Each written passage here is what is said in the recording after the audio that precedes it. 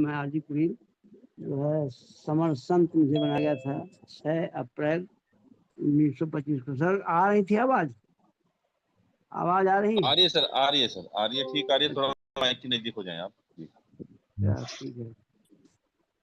तो मैं आज जो है बौद्ध धर्म पर कोई बात करूंगा थोड़ी सी। तो बौद्ध धर्म जो है बाबा साहब डॉक्टर अम्बेडकर ने 14 अक्टूबर 1956 को बौद्ध धर्म की दीक्षा ग्रहण कर लिया था। और उसमें 22 प्रतिज्ञाएं जोड़ करके ये अपेक्षा किया था कि हमारे सभी लोग भारत के जितने SC ST backward and converted minorities के लोग बौद्ध धर्म की दीक्षा लेकर के और भारत को बौद्ध में बना देंगे और भारत पर जो है राजनीतिक सत्ता जो है हासिल कर लेंगे। ये उनका मंतव्य था। तो मित्रों, बौद्ध धर्म की स्थिति बहुत खराब चल रही है हमारे यहाँ। और विशेष रूप से जो हमारी सरकारें आई हैं उन्होंने इस तरह की जो है पहले पाली भाषा जो इसकी मुख्य भाषा थी उसको जो है खत्म कर दिया, उसका दर्जा खत्म कर दिया। और उसके बाद जो है धीरे धीरे करके बौद्ध हमारे लोग जो जैसे योगेंद्र सर हैं तो ये इस समय जो है उसमें लगे होंगे सेंसस रिपोर्ट की देने में। तो आप तो नहीं लिखते होंगे, लेकिन हमारे जो और लोग उस कास्ट के थे ब्राह्मण संस्कृत को मानने वाले लोग जो थे वो हमारा नाम सुनते ही पहले जो है उसके आगे हिंदू लिख देते थे।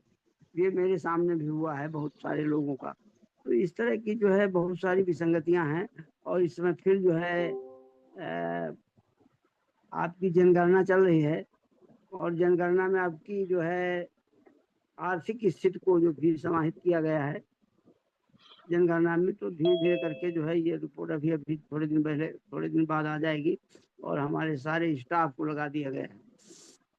मित्रों, मेरा कहने का ये मतलब है कि बहुत मुश्किल में जनगणना हो रही है और उसमें बौद्ध धर्म को हमारे लोग जो लिखा देंगे तो ज्यादा अच्छा रहेगा, ये मेरा कहना है।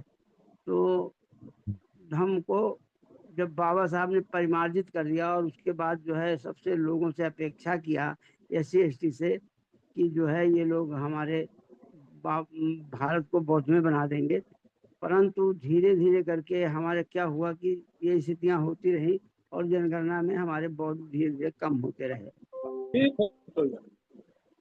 तो समता मूलक निर्माण का सपना बाबा साहब का जो था वो पूरा नहीं हो पाया।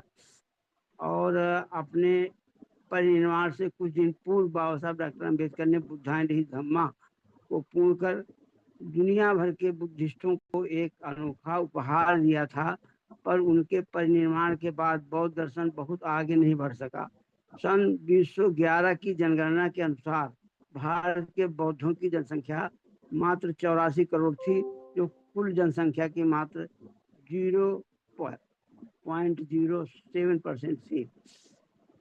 अब जो है स्थिति ये हो गई है कि अभी हाल ही में 2023 में बिहार राज्य की जातिवार जनगणना के आंकड़े जारी हुए जिसमें बौद्ध धर्म की जनसंख्या 0.0016% दिखाई गई, जो बहुत निराशाजनक है। बिहार की धरती पर ही बोध गया तथा तथागत बुद्ध के को ज्ञान प्राप्त हुआ था। वहीं पर बोध स्थित है। नालंदा जैसा विश्व प्रसिद्ध विश्वविद्यालय वहीं पर था और राजगृह, वैशाली, केसरिया, पावा जैसे कई बौद्ध स्थल हैं वहां पर। उसके बावजूद भी बौद्ध धर्म की जो है वहां पर संख्या बहुत कम आई है। इन आंकड़ों से साफ जाहिर होता है कि या तो बौद्ध धर्म अनुयायी जागरूक नहीं है या जनगणना करने वाले कर्मचारी अपनी तरफ से धर्म के कॉलम में बौद्ध के बजाय हिंदू लिख देते हैं। ऐसा लेखक के समक्ष हुआ है।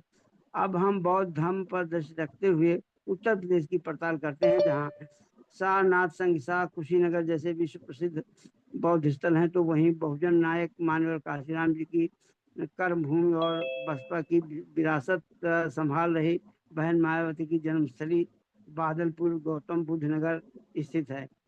गौरतलब है कि बसपा सुप्रीमो मायावती उत्तर प्रदेश की 4 बार मुख्यमंत्री रही।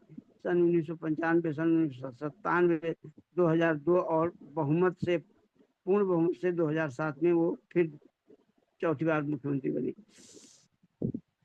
तो बहन मायावती को दुनिया में एक कुशल प्रशासक, तेज तर्रार एडमिनिस्ट्रेटर भी माना जाता है और उन्होंने आयरन लेडी के नाम से भी जाना जाता है। अंबेडकर ग्राम के माध्यम से गांव का विकास, काशीराम आवासीय योजना, कृषि भूमि आवंटन, बहुजन नायकों की मूर्तियां लगाना, बहुजन नायकों के नाम पर पार्कों, स्मारकों, जिलों की स्थापना, सफाई कर्मचारियों की नियुक्तियां, 50% एसपीडीएम और थानेदारों की तैनाती, प्राइमरी स्कूलों, इंटर कॉलेजों, डिग्री कॉलेजों, मेडिकल कॉलेजों की स्थापना, विश्वविद्यालय की स्थापना, शासन प्रशासन सबसे अच्छा देना आदि अनेक विशेष गुण माने जाते हैं।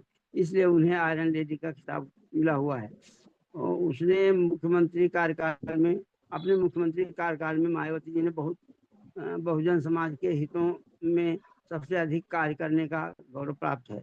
कहा जाता है कि उनके सारे कार्यक्रम बुद्ध वंदना से प्रारंभ होते हैं और उन्होंने उत्तर प्रदेश में जितने स्मारकों का निर्माण कराया उनमें तथागत बुद्ध बहुजन नायकों के स्मारक सबसे अधिक हैं। बहन मायावती जी ने अपने कार्यकाल में जितने जिलों और विश्वविद्यालयों के नाम परिवर्तित किया वे सब बौद्ध अथवा बहुजन नायकों के नाम पर रखे गए हैं। यही नहीं, नोएडा गौतम बुद्ध नगर में प्रसिद्ध विश्वविद्यालय की स्थापना कर एक कीर्तिमान स्थापित किया, जिसमें से साफ जाहिर होता है कि बहन जी का रुझान बौद्ध धर्म की तरफ रहा है। फिर भी कौन ऐसे कारक हैं कि उत्तर प्रदेश में बौद्ध धर्म का कारवां आगे नहीं बढ़ सका।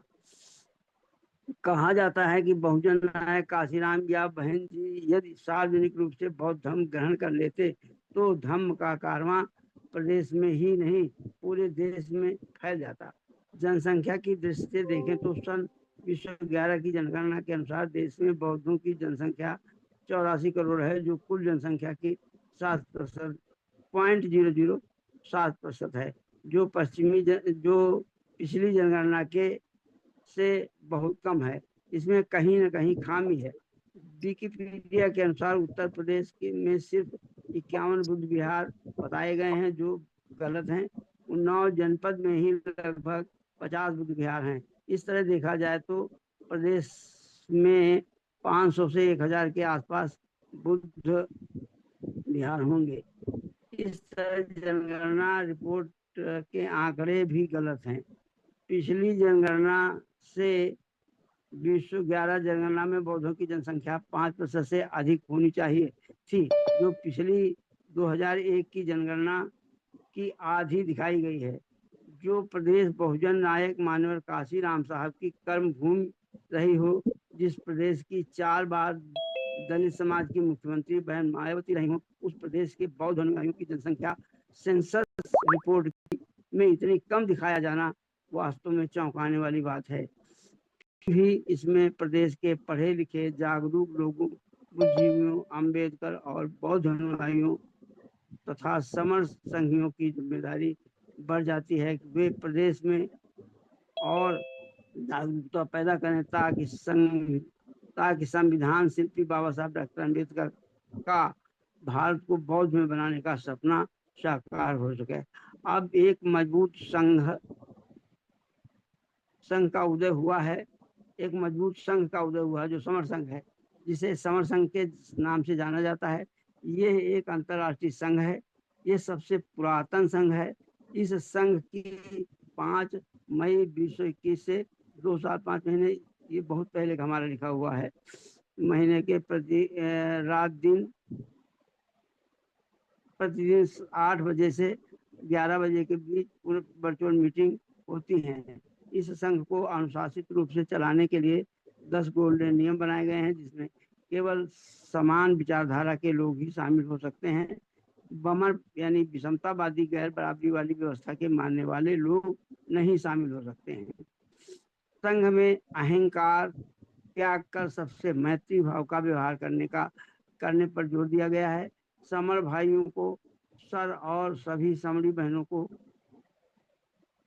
जी को बहन जी संबोधन करने का